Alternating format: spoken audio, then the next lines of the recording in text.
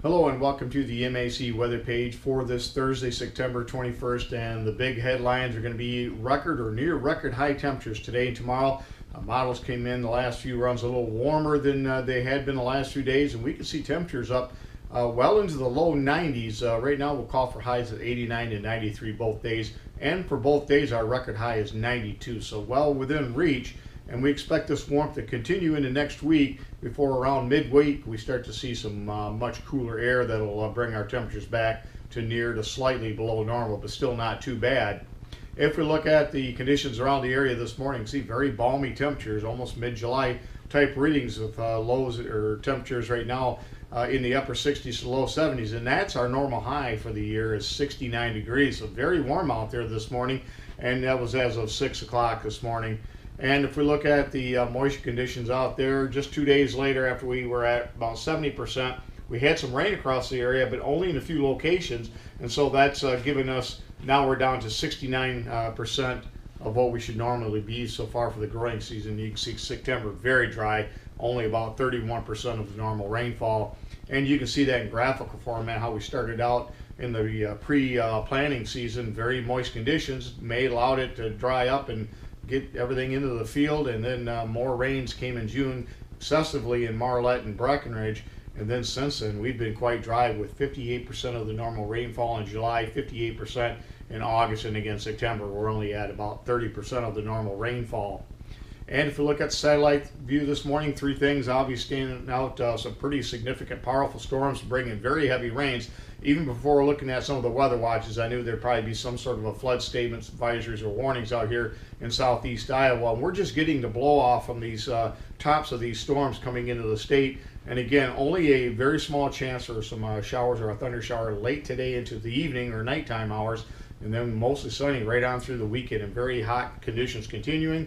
Here's Hurricane Jose, just been around the scene for about 3 weeks. It just won't leave. And then we've got Hurricane Maria, which could play a role as we get in towards the Carolinas, depending on if we can get this to move off to the northeast, ridging reset up. That may allow this to push that storm in towards the Carolinas. So it's something we're going to keep an eye on here over the next few days. If we look at the Doppler rainfall estimates, you can see that very significant rainfall out here in portions of Iowa and also into Wisconsin, 6.1 inches here over the last couple of days in southeast Iowa, most of that coming last night and this morning. If we look at the radar out there, you can see how these storms actually begin to back build to the west here over the last several hours. So again, very, very heavy rainfall in this part of Iowa, and again some thunder showers in northeast lower Michigan, and they dissipate quite rapidly. And if we look at precipitation since midnight, nothing across the board.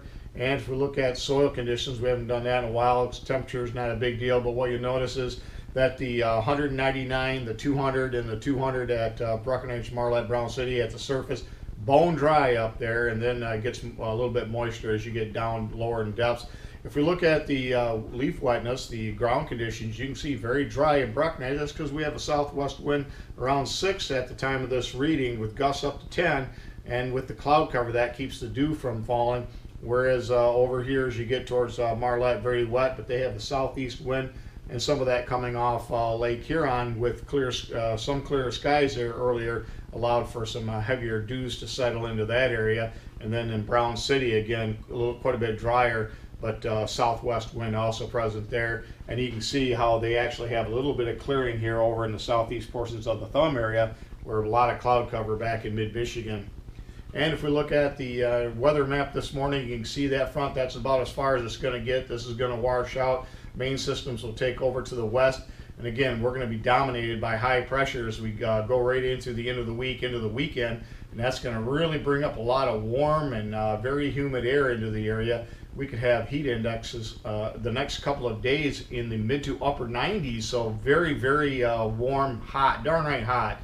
This is going to be we could perhaps see the warmest temperature we've seen all summer long. And that's pretty incredible that it would happen after the 20th of September. And you can see on the weather map for Saturday, the high pressure system sitting right over Ohio. Deep southwest winds are going to give us very warm conditions. And again, the main activity for rainfall is going to continue to be off to the west. And until that front gets closer, and we don't expect that to happen until late Tuesday or Wednesday of next week, then we might have a better chance of some showers and thunderstorms at that time. But until then, it's going to be very hot, and if you get a shower, consider yourself, again, very likely.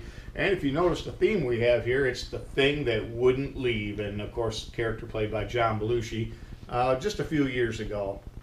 And if we look at the rainfall, you can see how the effects of Hurricane Jose is, and eventually Maria will be producing some of that very heavy rains near the East Coast. And again, the big dominant arc of precipitation well off to our west, and that's where it will remain, with just light to very light rainfall amounts here across central and southern lower Michigan over into southwest Ontario here over the next 7 days. So again, not a lot of rainfall. So again, you'll be very lucky if you can pick up some. And not to leave the winter lovers out cold, you got lots of snow that's been falling in portions of the Rocky, and they continue to see more snowfall here over the next few days as well. This is a 72-hour forecast. You can see many of the areas here at some of the higher elevations picking up over a half a foot of snow in Colorado and into southeast Wyoming. And if we look at the extended outlook, you can see the very warm conditions continue in the 6 to 10, but this will be sliding off to the east, and we'll see more of a somewhat of a split trough develop. And I think the coldest temperatures will be across the center of the nation, but they still won't be bad. They'll be near normal for us here in the Great Lakes. And as far as precipitation goes during that period, near to below normal again. So we just can't seem to buy any rain, despite some of these for about a week showing above normal in the long range. Just hasn't panned out, and we don't see a whole lot of rain coming anytime soon. And as far as the forecast goes, today, sunny and hot, maybe a thunderstorm late in the day or in the evening, but again, that'd be very widely scattered. These would be near record highs. Again, our record high is 92 for both today and tomorrow, and we could see temperatures up well into the low 90s with heat indexes, again, in the mid to maybe even the upper 90s right on through the weekend. Some very, very hot conditions, and again, we could see some of those record highs. On to Weather Watch, some fog advisories across north central Wisconsin, and we do have those flash flood warnings, as we pointed out earlier, in portions of Iowa, and then we have red flag warnings for the southern plains for some very dry conditions out there as well. Thanks for stopping by, and have yourself a great day, and 73s to all.